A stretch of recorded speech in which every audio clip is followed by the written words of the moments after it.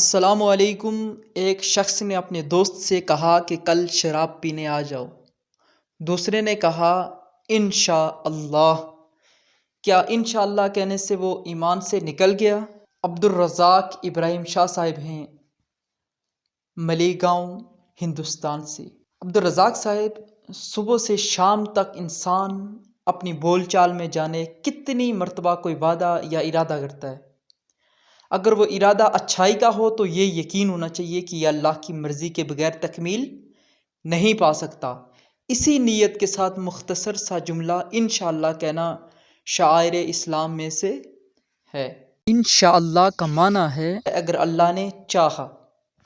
اللہ تعالیٰ قادر مطلق ہے، یعنی اصلاً تمام قدرت اللہ تعالیٰ ہی کے قبضہ میں ہے۔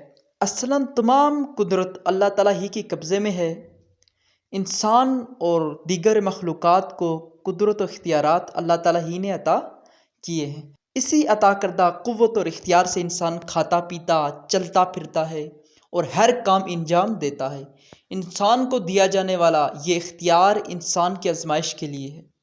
اسی اختیار کے ساتھ انسان نیکی اور بدی کا ارتکاب کرتا ہے، مگر منشا اور رضا الہی یہی ہے کہ انسان نیکی کرے اور برائی سے بچا رہے۔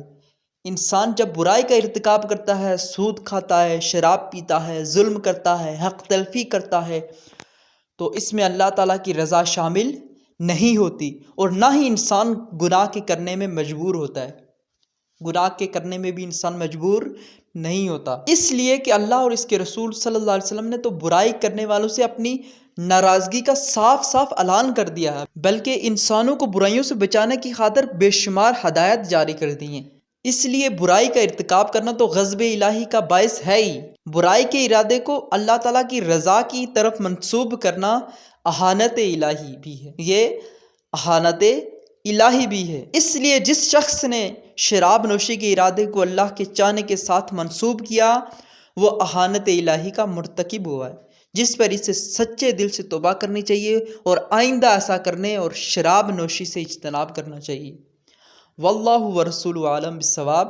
مفتی محمد شبیر قادری، دارالافتاء منہاج القرآن انٹرنیشنل۔